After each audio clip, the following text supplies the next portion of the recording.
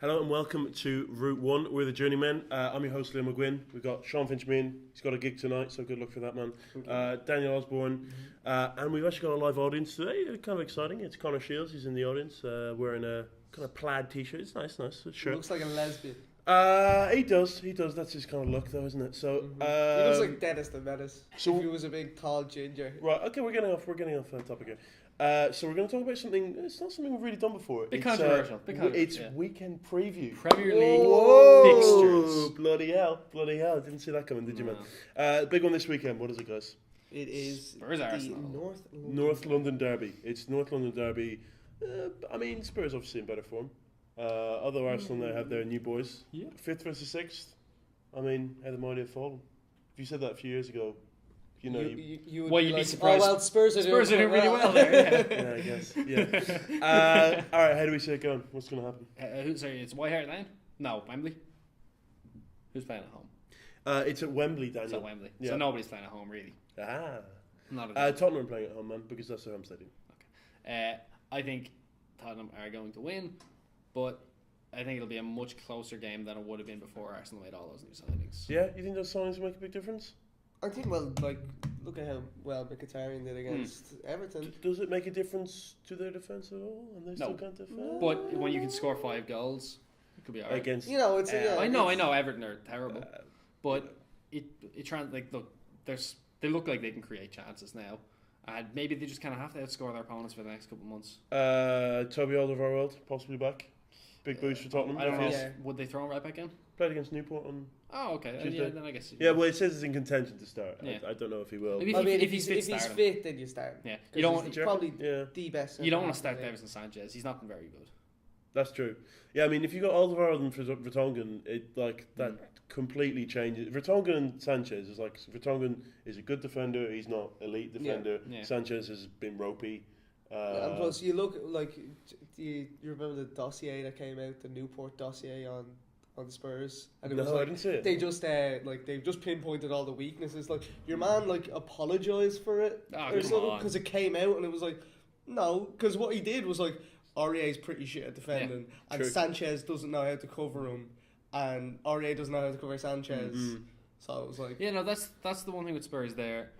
Their fullback situation has really regressed from last year. I don't particularly rate Kyle Walker that highly, but he had a really good year last year. I like Ben Davies. I think Ben Davies is better. Fine. I think he's better than Danny Rose. Yeah, if Danny Rose gets fitness, Danny Rose will play though. That's that's the way it is. I think Ben Davies. Ben Davies is a better defender. I think Kieran Trippier again. He's fine. I think Kieran Trippier's a good defender. Serge Aurier has not been good, but he was a bit of a wild card signing. Serge Aurier is a worse version of Kyle Walker for me. Yeah, he's pacey and he can't. But he had that moment a couple of months back where it looked like he fell over and he was actually faking the defender out and he went on the mad run.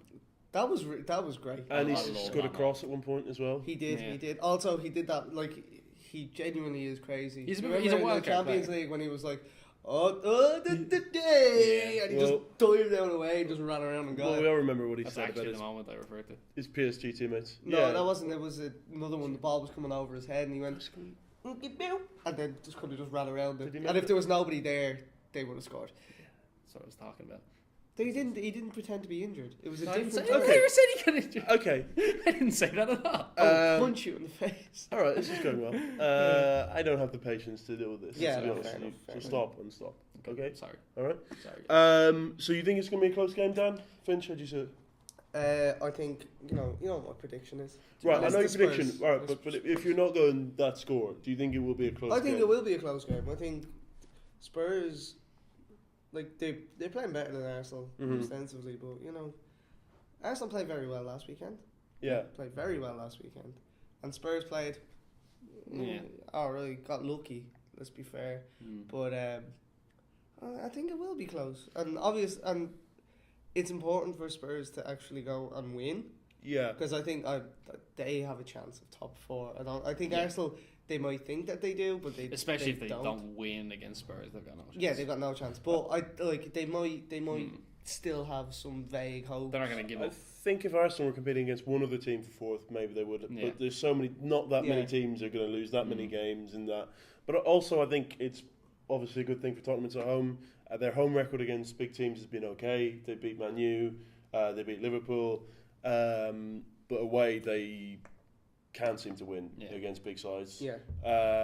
So I think that does change it as well. And I think the fact that both teams need to win, I think will make it a good game.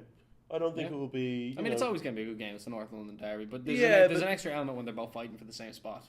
You don't see it being tight, and I think it'll be a pretty open game. And two best strikers in the league, Llorente and Welbeck. Charlie Austin. What? I saw you the video with Charlie Austin yesterday. The soccer M one? Yeah, it was actually really good. But actually, I quite like Adam Smith as well. Who do you mean as best striker in the league for Arsenal? I didn't actually mean anyone. Okay, I wasn't sure if you were actually. I mean, you could say about me, but you couldn't really, could you? Game, 100% conversion ratio. No, 100% goals to game ratio. Yeah, that's not how ratios work. It's 1-to-1. Ratios are not percentages. 100%. Yeah, if you scored 2, it'd be 200%. No, would not.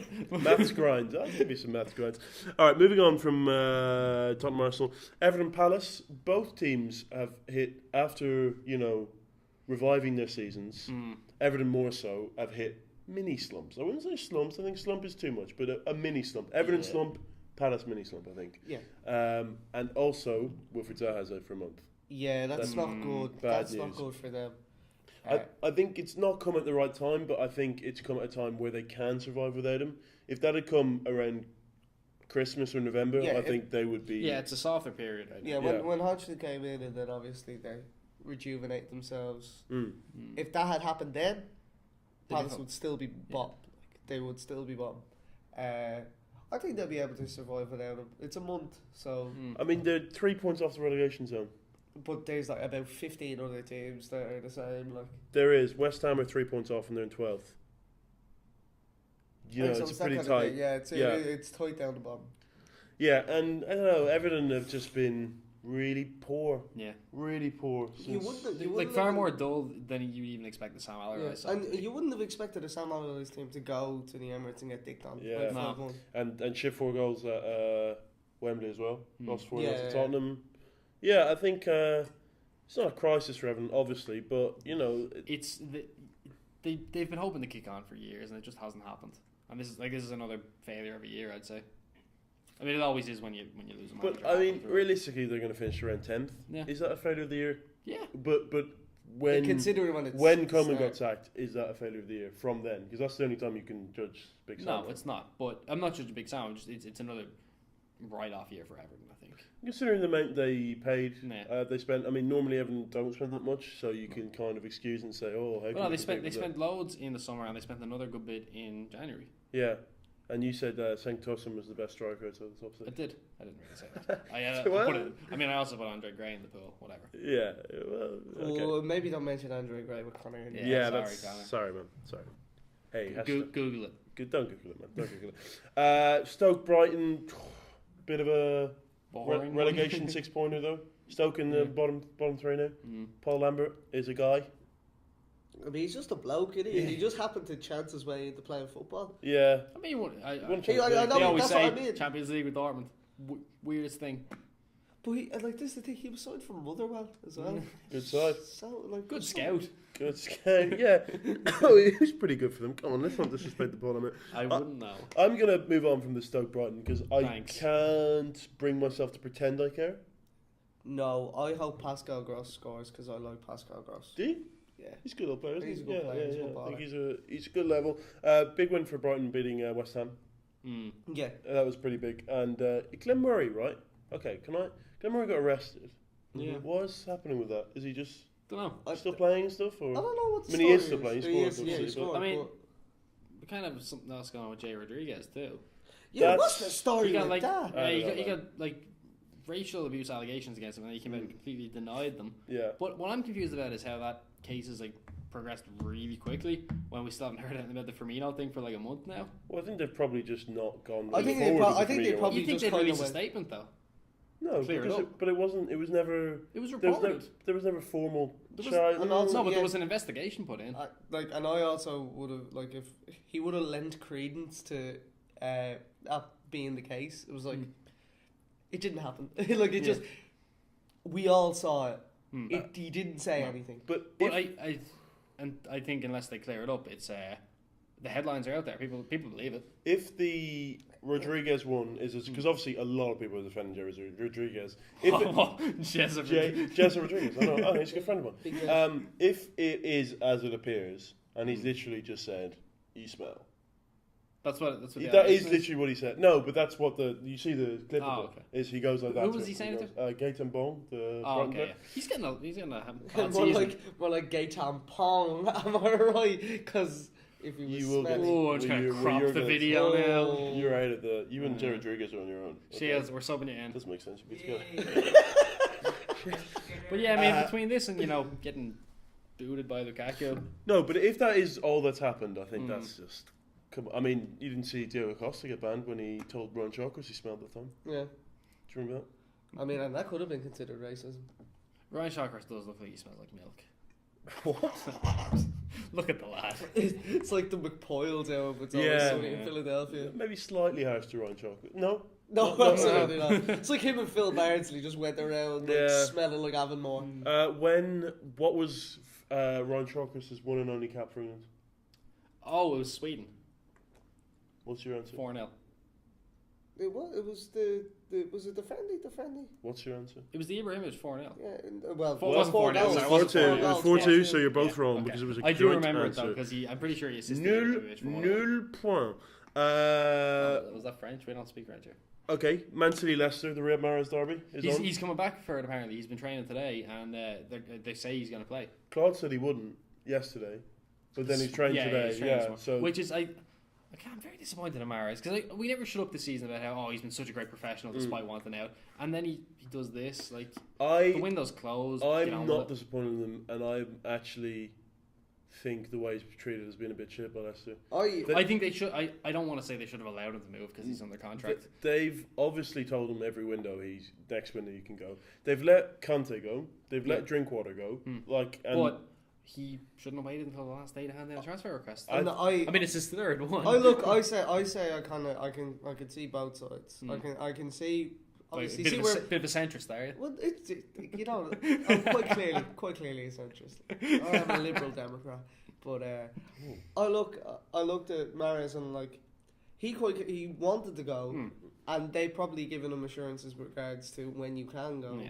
At the same time, if a club doesn't meet the evaluation of him by Leicester's evaluation of him, they have absolutely they've no need to let him go. The other thing is, and also Mahrez would just be a stopgap for Leroy Sané.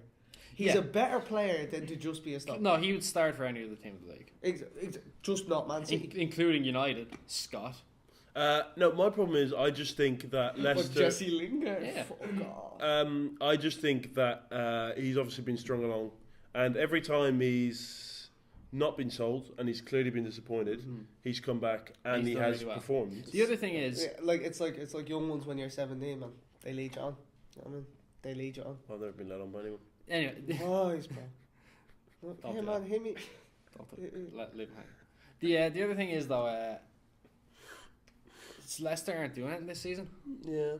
They don't. It's not like we needed to stay up or we need to go for FA Cup. They're done. Yeah. Yeah, but Claude Puel's done a really good job of just chin up. Sorry? Chin up. Oh, sorry. I think Claude Puel's done a really good job of stabilising them as kind of a staple Premier League team. Claude Puel got Southampton to 8th. He's a good manager. He is a good manager. He never should have been sacked. No, I would have argued that as well. And he did well with Nice. Yeah, he did. Nice. Brought Nice to 4th place actually. So, and he's a good manager. It was the negativity, it was negative tactics that Southampton were happy with. Southampton, they still have negative tactics because they don't have good attackers. Nathan Redmond. And Charlie Austin. Guido Carrillo. Charlie Austin could stay fit. I maintain that Southampton would not be anywhere near the top 3. Or bottom three. They wouldn't be near either. Top of the bottom. They would not be either. They'd be mid-table. Alright, what else we got? Liverpool, Southampton. What else we got? Speaking of Southampton, yes, I nailed that link. Liverpool playing them on Sunday. It's the Adam Lallana, Ricky Lambert, Nathaniel Klein, Dejan Lovren, Virgil van Dijk, Alex Oxlade-Chamberlain if you want to as well. Also Nathaniel Klein, aka Sadio Mane. Nathaniel Klein, aka soccer superstar.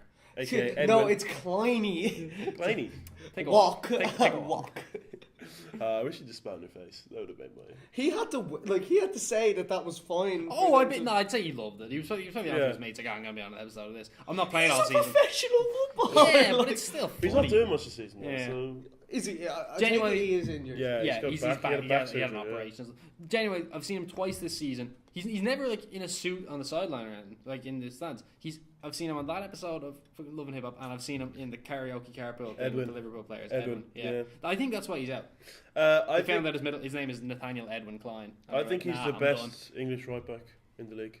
I thought he was. Yeah, I want to see how he gets back when he's fit. But I thought he was better than Walker. But I think that's kind of an indictment on the right backs. Because I think if you look at I really like Ryan Bertrand. I think he's the best left back that England have.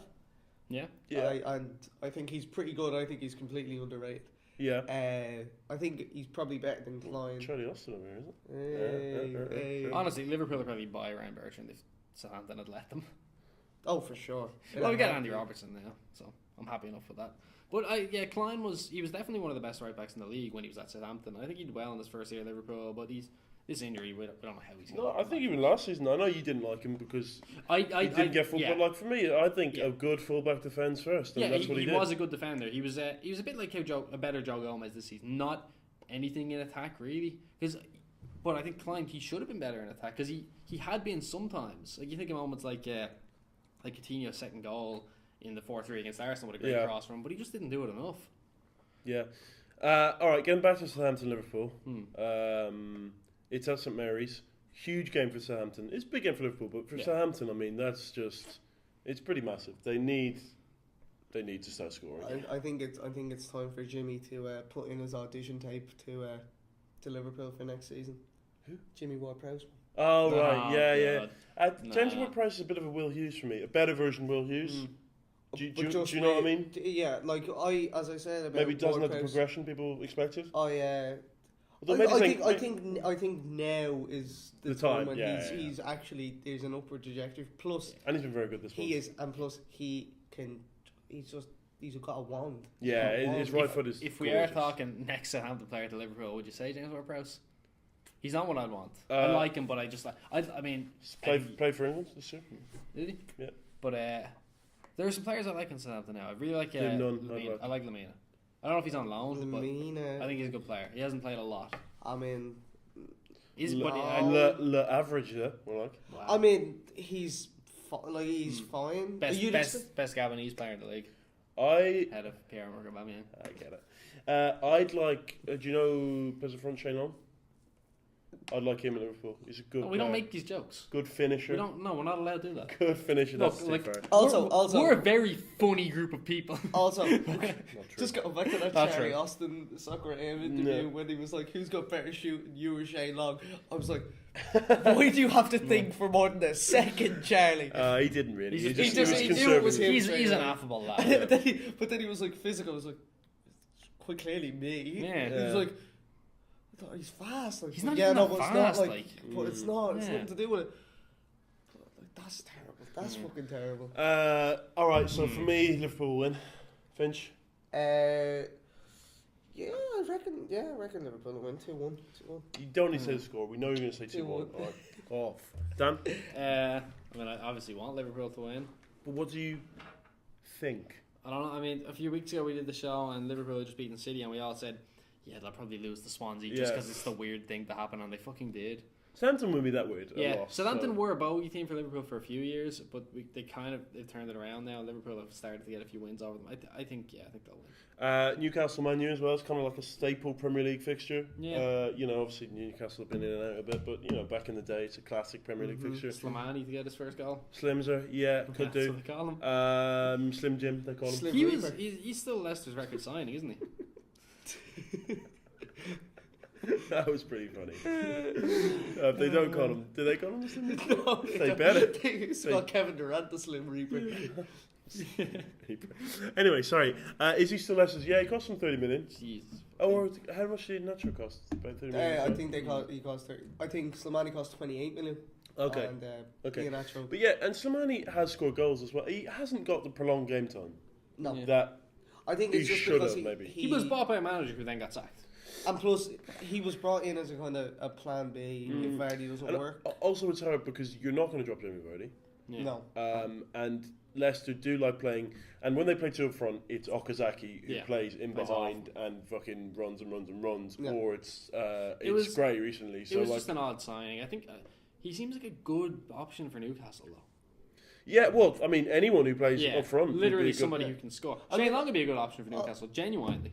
That's too not far. genuine. I'd rather fucking Hosselu. I'm sorry. We don't make these jokes on the podcast. Not genuine like Pony, would you know? The pony. I think I don't know what these guys are talking about. Come on, I don't care. It's a pony. I don't care. Oh, okay, I don't care. Okay. Newcastle's really lack striking options, so Mitrovic is gone as well. So a presence up front is exactly. Yeah, what it's they also I think they brought in Slimani, but he's a better version of Mitrovic. Don't get me wrong, but. Benitez just really disliked Mitrovic. Yeah, he did. You can see why. Mitrovic is mental. I liked his personality, but he's an absolute plank. Draw. It's gonna be a draw. Oh, I thought you were like a Clint Eastwood thing. No, sorry, Dan. Who's playing at home? Newcastle, St James's, St Jimmy's. St Jimmy's, Sports Direct Arena. I'm gonna say 2-2. I said a draw and you went, no. You went, no. Yeah, no. 2-2, maybe? Yeah. Okay. Funster? United to win. But which one? Manchester. Okay, brilliant. That's about it. Are we not going to finish up Chelsea, West Brom? Just quickly, big game for West Brom win, Conte get sacked. Do you reckon? Yeah, because last two Chelsea managers, two of the last two attacked after West Brom games, so it'd just be a fun little thing. It would be fun. Pub quiz in 20 years. It's unlikely to happen. Oh yeah, Chelsea at home. Yes. Chelsea. I reckon Chelsea. It'll be a bounce back game. I wouldn't be surprised if Chelsea takes it. Everyone's like, oh, they're going to look, and then it's 7-0 inside 4 minutes. No, I think they're going to. Daniel Sturridge 7 on goal. But it is the racism derby because Jay Rodriguez and then just Chelsea. As an entity. No, they'll hammer West Brom and then they'll get brought back down to earth by Barcelona, I think. Yeah. Okay. So they'll win 7-0 against West Brom. They'll only beat Barca 4-0. Yeah. We'll have our Champions League previews soon enough, though. Guys, it's been an absolute pleasure, is what I'd love to say, but it has not. So Finch and Dan, you've joined me. I've been Leo. See you next week.